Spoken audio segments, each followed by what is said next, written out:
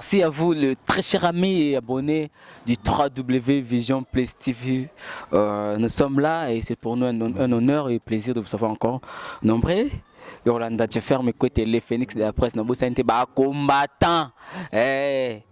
La diaspora, on a besoin de faire mes côtés, jamais toujours accompagné notre dodi enfant gâté mon ami d'école. Tout ça là, comme ça pour nous mettre Bino à jour, pour nous couper sa Bino actualité, surtout que nous sommes ici à Kinshasa et vous êtes ailleurs, vous êtes à Paris, vous êtes à Lyon, vous êtes à Marseille, vous êtes à Dublin, place Papa, place Antoine Antimama Sikito Kazalaka, vous êtes à Rennes, place Papa Kololo Ifaso Zalaka, et vous êtes place Mokona Claude Ndomba si Kokabeze éducation, vous êtes si comment qu'on a Mimawetu Motema Boumama, nga boka nga trotte pop. Et l'autre bête ma solo ya indépendance l'ipanda depuis 1960 jusqu'à nos jours.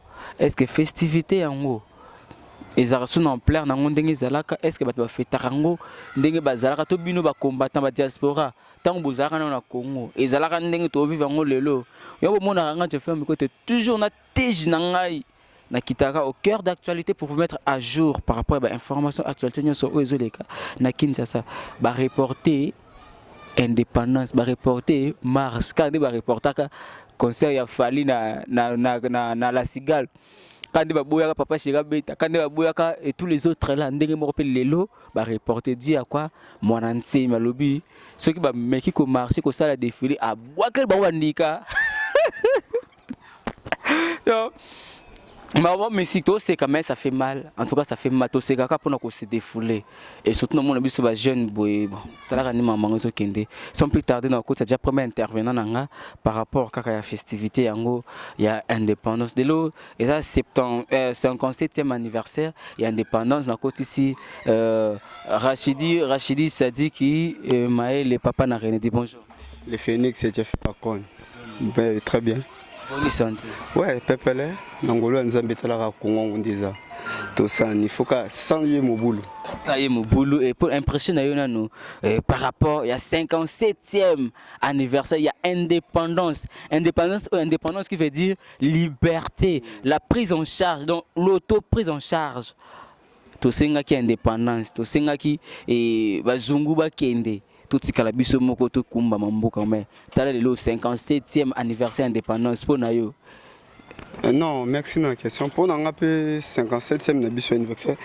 Eza nango bien mais ngana mona ngo pe mabe na temps auto indépendant parce que ce total Congo bonga non te soufarati lelo to ba pouvoir na so to indépendance par rapport à quoi so oui yo mona ngote que to indépendance ba jeune baro ba makamba bo pena c'est que ma trop lobana to indépendance te po ti lo ba mindele randi ba dirigeant biso payo ba bi que indépendance faut biso moto en charge mais ti le pouvoir notre président de la République abima par mindele na boyango to boyango za te ti le yo mona to sala élection te po ani éviter non parce que président au Tchèque sur la Congo mais je pense président au Tchèque sur les Bachang mais 55e mango et le cas de Koumi ça pense un peu tout ça na kimia malgré bambutu du bino mais qui non entre politique mais to na kimia vraiment ndeti mai la na kimia alia kana o ya mukenza Mbappé ça na place na salaire mo yebi et yango na rolo bara bon mbote na bato nyonso bazi occasion la ndona Vision Plus TV mbote pe na occasion pe ya 57e anniversaire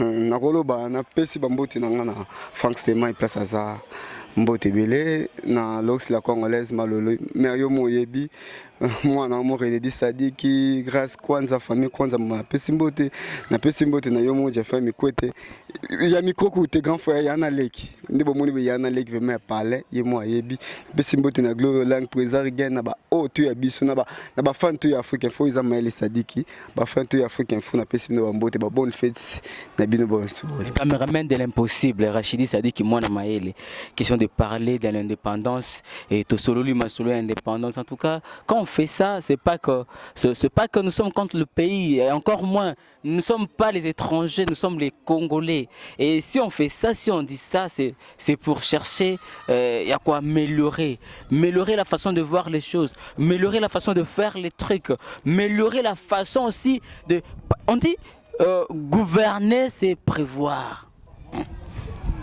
gouverner c'est prévoir gouverner c'est prévoir botanga ba classe macroéconomique nini ba nini, mais qu'est-ce que vous avez prévu? Qu'est-ce que vous avez prévu pendant que aux reine, pendant que vous gouvernez? Les gouvernants ne sont pas bêtes. Hein? Les gouvernés, les gouvernants, nous ne sommes pas des animaux. Non, continuez balader nanga. Non, vous avez intervenir les jeunes. Non, c'est une affaire de jeunes. Non, vous avez ming jeunes. Tout tambola, vous avez impression les jeunes par rapport au 57e anniversaire. Moi, c'est Jeff Ferme côté les Phoenix. On continue. Pour la fête d'indépendance et quand tout le baki, à zapper jeune, à l'époque bonne belé, donc à yébindeng d'indépendance et les kaki et Tito Komalelo. Bonjour. Bonjour, monsieur. Boni. Madame. Kombonan. Kombo nanga Lomboto. Beaucoup la Lomboto. Beaucoup la Lomboto. Congolais ya solo kinois pena ya makila. Et kinois ya makila beaucoup la Lomboto. Lelo oyo 57e année et anniversaire il y a indépendance. Impression na yo nous par rapport il y a 57 ans il y a indépendance. Impression ngai par rapport il y a 57 ans d'indépendance, il y a mboka na biso Congo. Premier point, na repesa ça que et tozali na sengo mingi pona date wana ya indépendance wana, mais quelque part so na sali analyse na manyoli malamu mayele na mona ki indépendance oyo ezwamaki na kata mboko tozwaki yango très tôt. Très tôt. Parce que normalement, indépendance, ce qui est toujours le Rwanda est en Afrique du Sud. Dans l'Afrique du Sud, on attend Nelson Mandela, indépendance, tout ça à l'époque là. Alors, ils ont qui Nelson Mandela, a qui indépendance, ils ont qui qui a bengana bindelete. C'est-à-dire, côté politique, il y a des Sud-Africains. Maintenant, côté l'administration, tout ça, c'est blanc, c'est-à-dire qu'il y a une indépendance totalement qui va chasser les blancs. C'est-à-dire l'indépendance, bien sûr, il fallait tout ce monde avant d'attendre, investir, installer, planifier. Mais mon cerveau battu il va bien après savoir pour maîtriser mon avenir sur un an dès que vous avez indépendance et puis dans son point de vue voilà en tout cas point de vue est vraiment riche et parce que indépendance y est étymologiquement et l'auto prise en charge qu'on se prendre en charge donc de ne plus dépendre d'une personne ou je ne sais pas d'une civilisation d'une colonie tout nini et ça qu'on soit mis comme en charge donc c'est ça et il y a bien des hommes qui très tôt comme au lobby donc tout ça qui en précocement net si moi na moko ya machombe weli koboto là et lina c'est quoi impression par rapport à l'élo défilé et ça limité marche moko ça limité et c'est dit que non ba lobby que mwanansemi nde azo bangisa batu pona yo on est ba leçon dit papa hein on est ba leçon dit c'est-à-dire ceux qui indépendance c'est zoamité et non ceux qui batu ba fêter hein pour na makambo indépendance n'a rien à voir na makambo boy hein c'est-à-dire ils alinde que batu baza na possibilité il y a ko fêter parce que l'indépendance peut fête ba fête rango il faut batu baza la payer et puis pour baza na facilité à ko fêter fête indépendance ah tant tu vas ten boy ba pas comme bango stress moi tumba payer et l'ongolais traité zolo mais et l'ongolais peut pas stress ça na kata moi kutu wana po ah to continuer balade na biso avec Jeff Ferme côté les Phoenix. Voilà, to continuer quand na lobaki indépendance boyo ka ba intervention ba te belé ba msubabi que non to jango d'une manière précoce ba msubabi il fallait pas on aurait dû entendre donc quand des moments ba français belé rien ne marche rien ne change on aurait dû les enquêtes sont en cours. Bonjour. Bonjour cousin. Bonjour. Bien, chez Nino. Vision plus. Vision plus, quand on va gouverner, c'est prévoir. Bisopé, vision plus. Donc, vision, c'est comme ça. Toujours visionner autrement, toujours informer autrement. Mais la TV n'a vu sur les arrêtés. Et aux internet. Internet. Aux internet. Vitesse, parce que tu as pour ça tous en contact. Congo, na ba combattant, na ba diaspora pour ba yeba kanenge ba ko salpi ba c'était pas pour ko zonga kanangi katata pesi oyo alié na de anchongi. Ta ka alié jonker na de anchongi. Ndi mwana ntse miko zo liya ba na de anchongi. Impression non par rapport à si j'ai monsieur Zali, toujours l'obélation 57e année il y a indépendance pour nayo. Comparément na ba oeleka. Bon, oeleka o peneza eza l'échec et ça ya suka et s'appelle l'échec et ça na bobangi belé indépendance ya même ba libération makambe belé donc ça indépendance mo boye tebi ke ba lo barat l'auto za na Kindu to za Lubumbashi siko o ane o ezap to ebite to comment sous insimika tamusu bandundu tamusu kasumbalesa tamusu ceci cela campagne et puis personne situation les gana mboko ebomi indépendance mabe na ko lobi ba libération belé libération ya nini ya sens que terminani o Rambo de na prison na Rambo de na prison bimisa ki bato yebi yangote Rambo de mon antemi l'homme ndika ndeza buna miso ndeke matina ndinga osakana te ba mère ba comme ka so asa musaka atango de chasser pour yebi ke bato mon antemi ba yo so bandika ndike ko moteka ma 1500 boule mo ndika qui ça donc comment ça va ya ndike ko 1500 boule mo ndike ko 1500 pour mon antemi apertibe ordre public ndinga osakana te akende ko buka ba prison kuna ba kasho kuna mabe abamba bato bandika mabe akebuka sina prison centrale quel kisi puis ba yo ba kimaki ba ke mundu ke zaki te mundu ke ye pena mon antemi za pena rebelle moi plus abeti ba pour monter na film pena o ba na film ayebo atumbi bakara ba soda bakara ba prisonnier prison popo ba zo moyen yako sala c'est long te donc aza pena moyen ya kolanda ite vous comprenez donc nous avons na minute yo insécurité dans la Kinshasa parce que mon antenne azo promettre bango ko yaso yilo abaki ya lelo est 30 donc yango ça peut les lien ba cause où il sali que élection nini marche ne ça na triomphal na mokonza mboka son excellence pinga commandant suprême Joseph Kabila tolo bakeno ba bangi ko sala défilé pour a surprendre bango tata bandika te ba bangi ko ba ko banga c'est trop dire comprendre ya rien de réserve bazuka ba réserve pour so muibi abika yiba il faut ba kati muibi ebi ki azaka pe muibi ya pour la te faut faire donc bazole ga maele banini mane abika confiance na armée na biso confiance aux arabes bisa mais armée na Afrique abika et je sais ga maboko pour alaki peto mais boye ba ndika ndenge za boye ndika donc maman tani musaka boye ndika on a combien vous va discuter de votre au moins ça qui indique combien $200 pas à une ndika ça qui indique que non non et bah yo li ça no musaka nao mo musaka nao yo ça no musaka hein musaka no li na ndika kaka voilà ba combattant oyo bino yango yo ba diaspora ndika ba combattant pe lisusu ya ba combattant bande kamo bosaka bosala ngo awa na boyo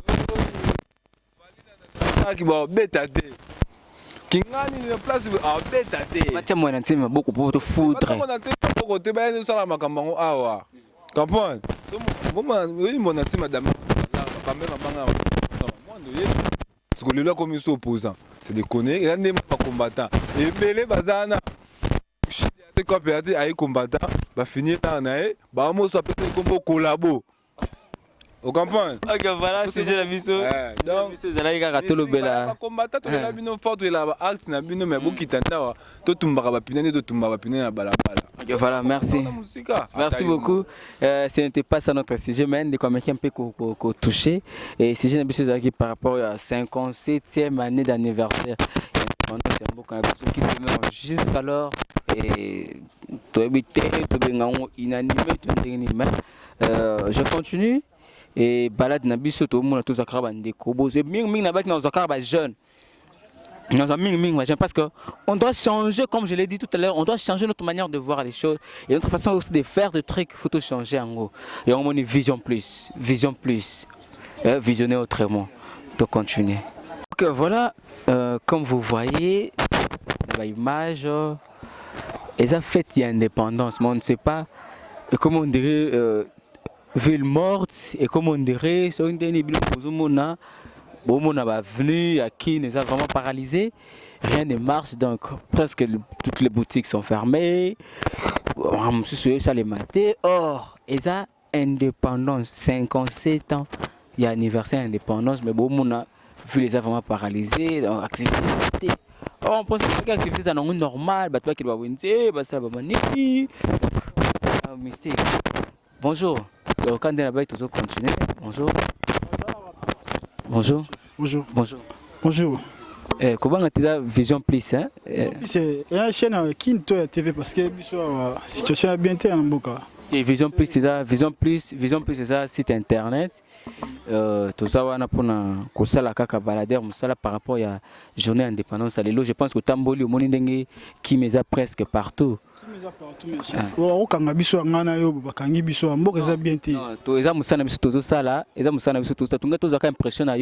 Par rapport au journal, ils ont férié, fait, mais impression et comme on dirait ville morte. Il y a tout cas impression surtout Ming Gêne.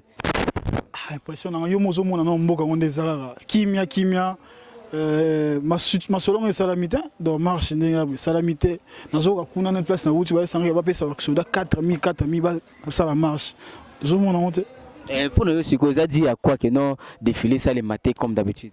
Bon comme d'habitude défiler salamité parce que mboka ça non bien té depuis hier depuis 12 heures depuis hier situation ça non bien té et puis lelo donc il fallait ça na bandundu kota 4 kuna bochua ko kota 4 mais donc ça la mina ngopete donc ya to hôtel là moi pour reporter ngezati donc c'est la première fois tout le monde a ba situation boya comme ça veut dire que mboka ça bien té ya Jérémy faut dire gara ya Jérémy faut dire ya nani ya Jérémy faut dire ya Jérémy ça il fait na bino vers Congo gara ya Jérémy faut dire donc situation comprendre que situation ça bien té indépendance chaque année ça les mara le 30 juin mais cette année et salamité, ça veut dire que tu comprends les gars. Encore hier mon père Rambo d'Azoya. Tout à notre psycho toi Azoya. Rambo de mais yo le baki zela nano. Zela yo le baki ozo banga bakokanga. Yo seki boyebi déjà que non mboka zambelinga mbelinga Rambo de ndisuna. Mboka za bien té, no bika mboka ya bien té mais to devona na nema. Tout monde ngana to za no bien té a. Ozo ngana na venite. So ozo ngaba côté kuna kati me ngana boye bat ba hôtel biso ngaba mona na caméra zo bouger ba simba esala yebo. Rambo de Nani mona ntse. Kolo bandika. Mukonza bandika. Ok, merci. Mukonza bandika zoya. Donc les autres ondimi côté so ako kota ndolo. Mais bilo pe bazine beaucoup tia pe maboko ti. Ensemble ba combattant ba combattant ba luka ba occasion bo ba bengana ba occupant ba occuper mboka na biso. Ah. Côté maboko. Ba o ba na kuna no soi-disant ba combattant ba benga ba je vous salue. To kita le roi boneti bo situation biso dona kin a to tumba be ba pinette au sale masolo mais bino una car bo bimina ba internet bo ndolo baloba boye to kita a wane na Congo ni musale salema a un combattant to kitia to sale masolo a elo to beta c'était en et ateka ka bimika na TV ndolo baloba boye te biso to ba vrai combattant de biso na kin a to bima pe na ko to tumbi pinette to bimina ko to bambi libanga to kimi pe to risque ba fina biso mais yo vandi kuna zo ba combattant c'est pas ça. Okay, merci beaucoup. Tu dois continuer. Tout cas, on dirait la ville morte, mais ça n'a pas ville morte. C'est des fériés indépendance. Ça reste à désirer. Tu dois continuer à balader dans